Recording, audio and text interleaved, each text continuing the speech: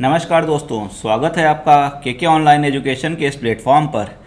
दोस्तों, अपने इस प्लेटफॉर्म पर हम सामान्य अध्ययन के कई विषयों का अध्ययन कर रहे हैं और हम प्रयास कर रहे हैं कि इस प्लेटफॉर्म के माध्यम से दूर दराज के क्षेत्रों में जैसे बैठे हुए जो भी हमारे युवा वर्ग हैं या कोई भी हो जो तैयारी करना चाहता है और किसी कारणवश उसके पास कुछ भी समस्या हो सकती है, वो बड़ी बड़ी कोचिंगों को ज्वाइन नहीं कर सकता है, तो एक क्वालिटी कंटेंट और स्पेशली हिंदी मीडियम के लिए हम इस प्लेटफॉर्म के माध्यम से देने का प्रयास कर रहे हैं। तो दोस्तों, अपनी इसी श्रृंखला को हम आज आगे बढ़ाते हुए प्राचीन इतिहास के विषय में बातें करेंगे। और प्राचीन इतिहास के विषय में हम अभी बात कर रहे हैं प्रेजेंट में ऋग्वैदिक काल की, जिसके बारे में अपने पिछले भाग में भी हमने बात की थी। तो दोस्तों, अगर हम ऋग्वैदिक काल की बात करते हैं तो हमने इसके स्रोतों, भौगोलिक विस्तार और आर्थिक और राजनीतिक जीवन के विषय में जान लिया था।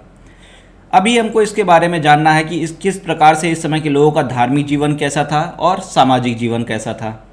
और इन दोनों चीज़ों को करने के बाद में ऋग्वैदिक काल जो हमारा 1500 से 1000 बीसी तक का टाइम पीरियड है, ये पूरा हो चुका होगा और हम आगे फिर मूव कर जाएंगे उत्तर वैदिक काल में। और ये हमारा ऋग्वैदिक काल का लास्ट पार्ट होगा ये। उसके बाद में हम उत्तर वैदिक काल को शुरू करेंगे। तो दोस्तों, हम आइए शुरू करते हैं अपना आज का टॉपिक। और फिर से आपका स्वागत है के ऑनलाइन एजुकेशन के इस प्लेटफॉर्म पर। और आपसे यही आशा रहेगी कि आप इस प्लेटफॉर्म को जितने ज़्यादा से ज़्यादा लोगों तक फैला सकें, जितने लोगों तक पहुंचा सकें, उतना बेहतर होगा और तैयारी उतनी अच्छी बेहतर होती रहेगी लोगों की, एक मौका मिलेगा लोगों को।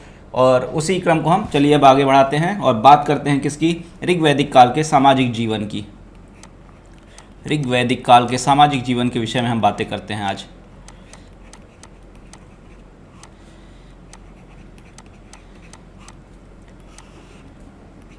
सामाजिक जीवन के विषय में हम बातें करते हैं दोस्तों। तो हम सामाजिक जीवन की जब हम बात करते हैं तो हम किधर चलते हैं पहले। सबसे पहले हम किन तीन जो हमारे इसके आधार हैं देखने के, कौन कौन से हैं। सामुदायिक आधार, सामुदायिक लैंगिक आधार पे महिलाओं की स्थिति, और तीसरा हमारा आर्थिक आधार पे लोगों में किस तरीके का रहन सहन है, उनका क्षमता है कि नहीं है। इस तरह की चीज़ें हम देखते हैं, जैसा कि हम हड़प्पा में भी देख चुके हैं। तो दोस्तों, अगर हम सबसे पहले सामुदायिक की बात करते हैं, अगर हम सामुदायिक की बात करते हैं तो इस समय एक जो ख़ास बात थी कि लोगों में एक समता का भाव था, एक समानता का भाव था। ये सबसे बड़ी चीज़ थी इस समय की। और इस तरीके से हम कह सकते हैं कि भले उस समय लोगों में समानता का भाव था। और ये हम कैसे कह सकते हैं, ये हम देखते हैं दोस्तों। जैसा कि हमने बात किया था कि इस समय वर्ण व्यवस्था हुआ करती थी, वर्ण व्यवस्था थी। और वर्ण व्यवस्था जो थी वो आज के जैसी लेकिन नहीं थी, वो आज के जैसी नहीं थी। और यही कारण था कि वो आज के जैसे ना होने के कारण ही समानता थी। क्योंकि आज हम क्या देखते हैं, आज क्या हम ऋग्वैदिक काल के बाद से ही वर्ण व्यवस्था जो होती है वो होती है जन्म आधारित, वो होती है जन्म आधारित। ठीक है, जन्म आधारित मतलब एक व्यापारी का बेटा व्यापारी, वैश्य का बेटा वैश्य, इस तरीके से होने लगी उत्तर वैदिक से चीज़ें। वैश्य का बेटा वैश्य होगा,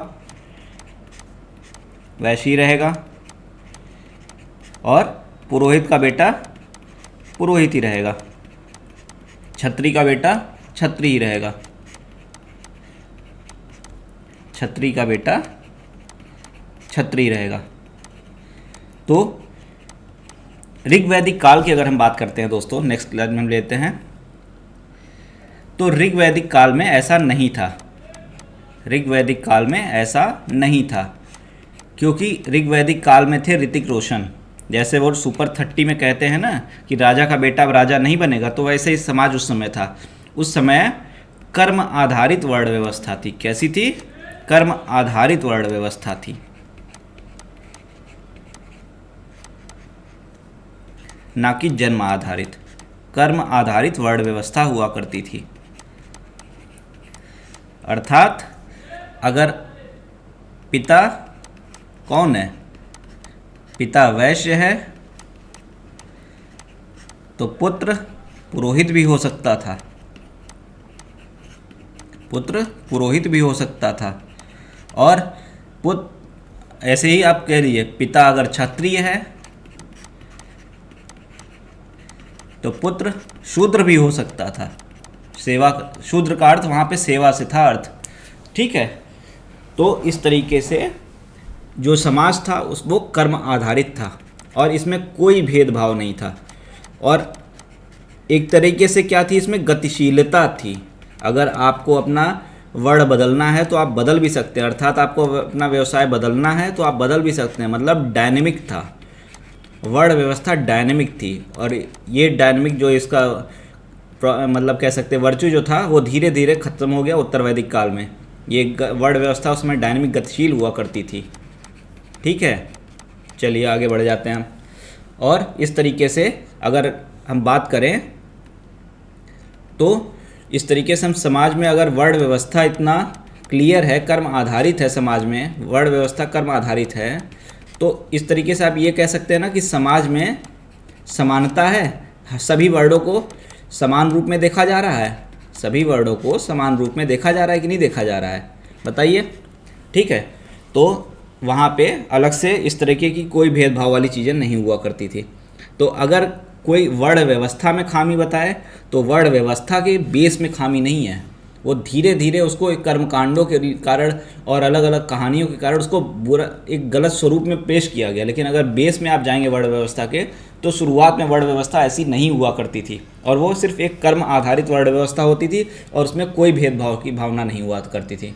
कोई कर्म वर्ण व्यवस्था कर्म आधारित थी, उसमें कोई भेदभाव नहीं होता था, सभी ऑलमोस्ट इक्वल हुआ करते थे। चलिए ठीक है। उसके बाद में क्या हुआ, अगर हम महिलाओं की स्थिति के बारे में आते हैं, ठीक है, अगर हम महिलाओं की स्थिति के बाद में आते हैं तो इस समय अगर हम कहें कि महिलाओं की स्थिति आज तक जितनी भी इतिहास में से लेके आज तक महिलाओं की स्थिति उस समय सबसे बेहतर थी, सबसे बेहतर थी। वैसी स्थिति आज तक महिलाओं की नहीं है। समाज में भले पितृसत्तात्मक था, समाज पितृसत्तात्मक उस समय भी था, ऐसा नहीं है कि नहीं था, लेकिन महिलाओं को पूरा अधिकार हुआ करता था, सारे अधिकार थे, उन्हें पूरी फ्रीडम थी। सभा समिति में भाग भी लेती थी, हमने देखा था कि सभा जो संस्थाएं थी उन संस्थाओं में भाग लेती थी, ये भाग लेती थी। ये भी शिक्षा पूरी तरह से ग्रहण करती थी, शिक्षा ये भी ग्रहण करती थी। और राजनीति में भी इनका विदुषी महिलाएं हुआ करती थी, विदुषी महिलाएं हुआ करती थी। और घोषा, घोषा, सिक्ता, घोषा, सिक्ता और विश्वारा, विश्वरा जैसी विदुषी महिलाएं थी, विश्वरा जैसी विदुषी महिलाएं थी, ठीक है। और साथ में ही अगर हम नेक्स्ट स्लाइड में देखें तो बाल विवाह जैसी कुप्रथा का प्रचलन नहीं हुआ करता था, बाल विवाह जैसी प्रथा का प्रचलन नहीं था।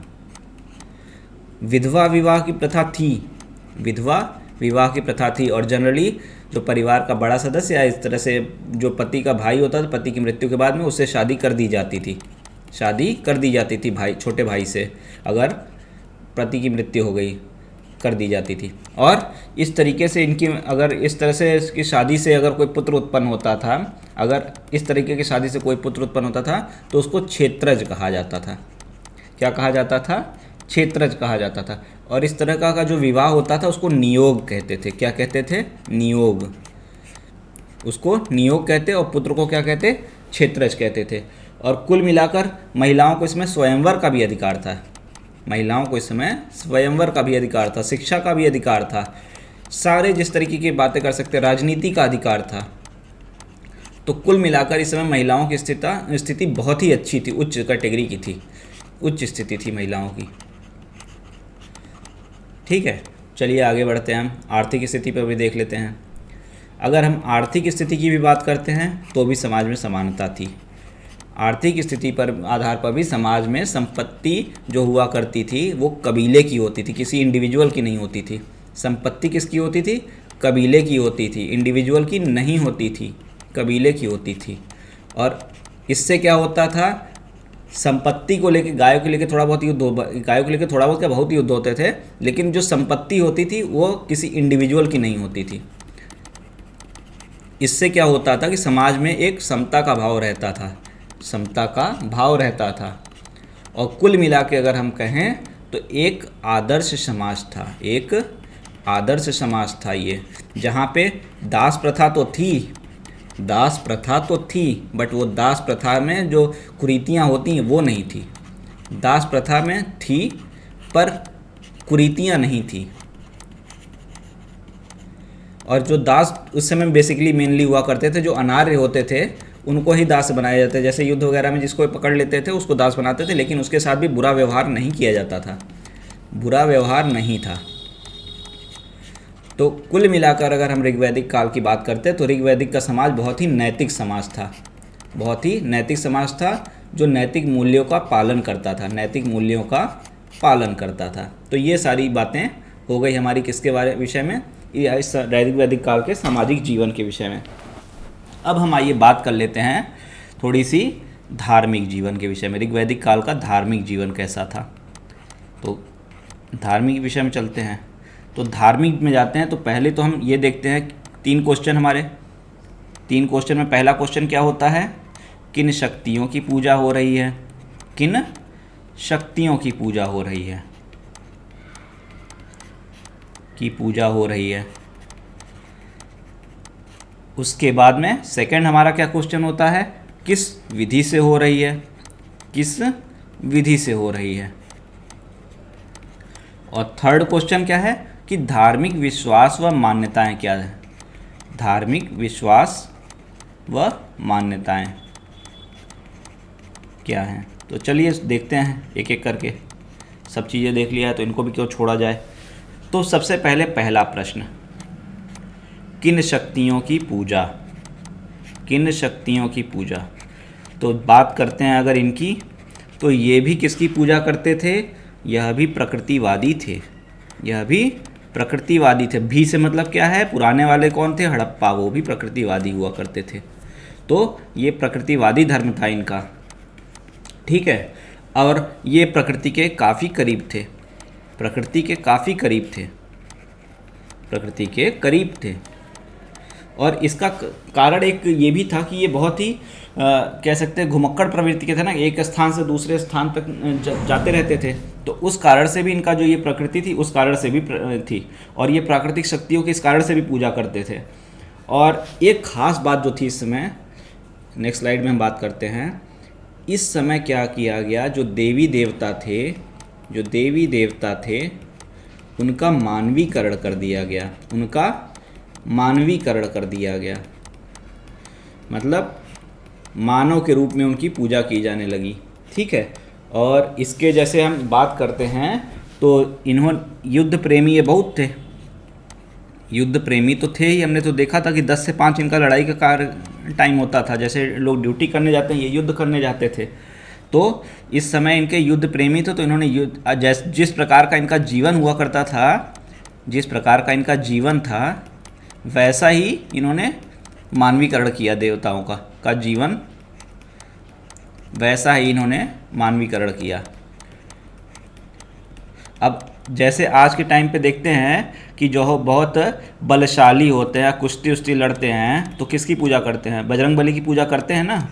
ब्रह्मचारी, बलशाली, इस तरीके के लोग किसकी पूजा करते हैं, बजरंग बली की, बजरंग बली की पूजा करते हैं ना। तो वैसे ही क्या था, इस तरह से मतलब पर्टिकुलर हम आज भी देखते हैं कि जिस तरह का लोगों का रिक्वायरमेंट होता है वो उसी तरह की पूजा भी करते हैं, उसी तरीके की देवी देवताओं की पूजा भी करते हैं। तो सेम उसी तरह से इन्होंने भी किया। जैसे ये युद्ध प्रेमी बहुत थे तो इन्होंने युद्ध के लिए एक देवता बना लिया, इन्होंने युद्ध के लिए देवता बना दिया। इनका समाज बहुत नैतिक था, तो नैतिकता बनाए रखने के लिए इन्होंने एक देवता बना लिया, इन्होंने नैतिकता बनाए रखने के लिए एक देवता बना लिया। युद्ध बहुत करते थे, लड़ाई में चोट भी लगती थी, तो उन्होंने चिकित्सा के लिए जो देवता बना लिया, चिकित्सा के लिए देवता बना लिया, ठीक है। और उसके बाद में इस तरीके के जितने मतलब जो भी देवी देवता थे उनका इन्होंने मानवीकरण किया। अब इनके कौन कौन से देवता किस तरीके के थे वो हम देख लेते हैं, ठीक है, क्योंकि क्वेश्चन कई बार पूछ लेता है किसके देवता थे ये। तो सबसे पहले नंबर के इनके देवता कौन होंगे बताइए, आप खुद ही बता सकते हैं, इस चीज़ का उत्तर तो आप ही के पास है। सबसे ज़्यादा इनके लिए क्या था इम्पोर्टेंट? युद्ध, युद्ध से बढ़कर कुछ नहीं। तो युद्ध के लिए देवता इनके थे, पहले नंबर के देवता इनके हुआ करते थे इंद्र, जिसको कहते भी थे क्या, पुरंदर। इनको इंद्र भी कहा जाता, इंद्र को पुरंदर भी कहा जाता था, ठीक है। और इनके विषय में 250 सूक्तों का वर्णन है। अगर कहा जाए कि सबसे ज़्यादा सूक्त किसके लिए लिखे गए हैं, तो इंद्र के लिए ही लिखे गए हैं, ठीक है। और इनको गजराज पर सवार माना गया। किस पर सवार माना गया? गजराज पर। इंद्र को गजराज पर सवार माना गया। और एक और नाम इनको दिया गया, पुरभित। पुरभित बोला गया, पुरंदर बोला गया, ठीक है। और इनको युद्ध का देवता कहा गया। क्या कहा गया? युद्ध के देवता हैं, युद्ध के देवता इनको कहा गया, ठीक है। और इनको कहा गया कि ये वज्र धारण करते हैं, इनको हथियार भी दे दिया, वज्र धारण करते हैं ये। तो इस तरीके से इंद्र इनके सबसे प्रमुख देवता थे, ठीक है। और दूसरे इनके जो देवता थे वो थे अग्नि, वो थे अग्नि। ये लोग यज्ञ वगैरह बहुत करते थे ना, तो अग्नि इनके सेकंड नंबर के इंपॉर्टेंट देवता हुए थे। और एक और चीज़ थी कि जैसे अंतरिक्ष है, अंतरिक्ष, आकाश, पृथ्वी, अंतरिक्ष, आकाश, पृथ्वी, तो इन्होंने देवताओं का वर्गीकरण इस आधार पर कर दिया था कि हाँ, ये देवता अंतरिक्ष में निवास करते हैं, ये देवता आकाश में निवास करते हैं, और ये देवता पृथ्वी में निवास करते हैं। तो अग्नि को माना गया था कि ये तीनों में निवास करते हैं। अगर क्वेश्चन हो कि किसको माना गया कि अंतरिक्ष, आकाश और पृथ्वी तीनों में निवास करते हैं, तो वो कौन थे? अग्नि। इनको माना गया कि ये तीनों में निवास करते हैं, ठीक है। जैसे अग्नि जब जलती है तो उसकी लौ दूर दूर तक जाती है, तो वैसे ही अग्नि को कहा गया कि अग्नि तीनों जगह प्रवेश कर सकते हैं, चाहे वो आकाश हो, चाहे अंतरिक्ष हो, चाहे पृथ्वी हो, ठीक है। तीसरे इनके महत्वपूर्ण देवता, तीसरा इनका समाज कैसा था? नैतिक समाज था। तो एक इन्होंने नैतिकता का देव बनाया था, और वो थे वरुण। वो थे वरुण। वरुण कौन थे? नैतिकता के देव थे, नैतिकता के देवता थे, जिससे लोग इनकी शपथ लें और नैतिक बने रहें। नैतिकता के देवता, ठीक है। इनको मृत्स्य गोपा भी कहा जाता था, इनको मृत्स्य गोपा भी कहा जाता था। अगर क्वेश्चन पूछा जाए कि मृत्स्य गोपा किसको कहते थे, तो किसको कहते थे? वरुण को कहते थे, ठीक है। इनको ये भी कहा जाता था। और इस तरीके से ये माना गया कि लोगों के बीच में नैतिकता बनी रहती है, और उसके लिए वरुण का इम्पोर्टेंस बहुत ज़रूरी है, ठीक है। तो इस तरीके से हम क्या देखते हैं कि ओवरऑल में, चाहे हम इंद्र को देखें, चाहे वरुण को देखें, चाहे अग्नि को देखें, इनका क्या इम्पोर्टेंट हमें समझ में आ रहा है कि जिस तरीके का इनका समाज है, उसी तरीके से इनके देवता हैं, ठीक है। और वो परंपरा धीरे धीरे आज तक चली आ रही है, और जिस तरीके वही आज तक चला आ रहा है, ठीक है। उसके बाद में एक और देवता प्रमुख इनके एक परिवार में एक मुखिया भी तो होगा। परिवार पितृसत्तात्मक हुआ करता था, तो देव नाम से पितामह देवता होते थे। जैसे परिवार के मुखिया, वैसे ही, क्योंकि उस समय पितृसत्तात्मक सत्ता होती थी, समाज था, ठीक है। और इस तरीके की क्या कह सकते हैं, चूँकि कबीलाई समाज था इनका, जिसमें नैतिकता आवश्यक थी, तो वरुण देवता हो गए। और परिवार में एक सीनियर सिटीजन, तो पितामह देव देवता हो गए। और चूँकि पशुपालन इनका व्यवसाय था, पशुपालन व्यवसाय था, तो इन्होंने एक देवता पूषण भी बनाया, एक देवता पूषण भी बनाया। जो कौन थे? वो जानवरों की देवता थे, जानवरों को राह दिखाते, ठीक है। सब इनके जीवन के आधार पे देवता थे। उसके बाद में जब युद्ध में घायल हो जाएं, तो इलाज के लिए अश्विन देवता, इलाज के लिए अश्विन देवता। और केवल देवता नहीं, देवियाँ भी थी। प्रातः काल की देवी, प्रातः काल की देवी, उषा काल आप बोलते हो ना, तो वही प्रातः काल की देवी उषा देवी, उषा देवी। समृद्धि की देवी अदिति देवी, समृद्धि की देवी अदिति देवी। तो इस तरीके से किन शक्तियों की पूजा करते हैं, ये हमारा क्वेश्चन होता है आंसर कंप्लीट। दूसरा हम देखते हैं किस विधि से होता है, किस विधि से। तो विधि तो हम जानते हैं, इसके बारे में तो हमें बात नहीं भी करेंगे तो भी आप जानेंगे। यज्ञ के माध्यम से होता है। हम इतनी देर से यज्ञ की बातें कर रहे थे, यज्ञ के माध्यम से होता था। और उसमें क्या होता था, ऋग्वेद के जो मंत्र होते थे उनका मंत्रोच्चारण होता था, स्तुति करते थे, ये मंत्रों की स्तुति किया करते थे, ठीक है। लेकिन एक खास बात थी इसमें, खास बात क्या थी कि इसमें मध्यस्थ की भूमिका नहीं होती थी। किसकी भूमिका नहीं होती थी? मध्यस्थ की कोई भूमिका नहीं होती थी। और यह धर्म इनका जो था, धर्म को मानने का एकदम से व्यक्तिगत था। इनका धर्म जो था व्यक्तिगत था। ये यहाँ पे ईश्वर, यहाँ पे व्यक्ति, और दोनों के बीच में कोई नहीं आएगा। ये डायरेक्ट यज्ञ करेंगे, मंत्रोच्चारण करेंगे और ईश्वर से संपर्क कर लेंगे, ठीक है। बीच में कोई नहीं आएगा इनके। तो ये इस तरीके का इनका। और यज्ञ में क्या करते थे ये लोग? अग्नि जलाते थे, यज्ञ में अग्नि जलाते थे, हमने भी बात की थी। और मंत्रों का उच्चारण करते थे। साथ में क्या करते थे, यज्ञ में कुछ आहुतियाँ भी दिया करते थे। और ये जो आहुतियाँ भी देते थे उसमें भी ऐसा माना जाता है कि ये आहुतियाँ जो थे ऐसी चीज़ें इसमें जोड़ते थे जिससे पर्यावरण शुद्ध होता था, जिससे ये पर्यावरण शुद्ध हो, क्योंकि ये प्रकृति प्रेमी होते थे, ठीक है। तो इस तरीके से इनका पूजा करने की विधि थी। अब तीसरा इनकी बात करें, मान्यता। तीसरी बात करते हैं इनकी मान्यताएं क्या थी। तो इनके लिए एक चीज़ थी कि कर्मकांड नहीं था, कर्मकांड नहीं था, एक तो हो गया, ठीक है। और इनका जो धर्म था, वो धर्म था वो भौतिक सुख की प्राप्ति थी, भौतिक सुख की प्राप्ति। ये परलोक और लोक में विश्वास नहीं करते थे, ये परलोक वगैरह में इनका कोई विश्वास नहीं था। ये बस आज में जीते थे, ठीक है। जैसे 3 इडियट के रेंचो वैसे ही समझ लीजिए कि आज में जीते थे, जहाँ पे जो उनको सुख मिले वहाँ से ले लेते थे, ठीक है। परलौकिक दुनिया से इनका कोई संबंध नहीं था।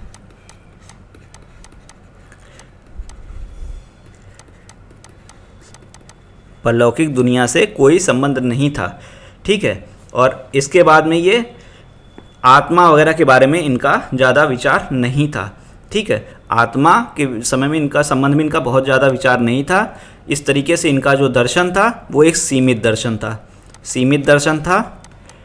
और यही इनकी मान्यताएं थी, ठीक है। और भौतिक सुख की प्राप्ति पे इनका जोर था, कर्मकांड लेकिन नहीं करते थे, ठीक है। और परलोक और लोक के विषय में नहीं, मतलब जो है वो आज है, भविष्य से हम नहीं मतलब है, कल हो ना हो उससे नहीं मतलब है, ठीक है। बस प्रेजेंट में जीना है। तो ये हमारी कहानी किसके विषय में हो गई सारी? ऋग्वैदिक काल के विषय में।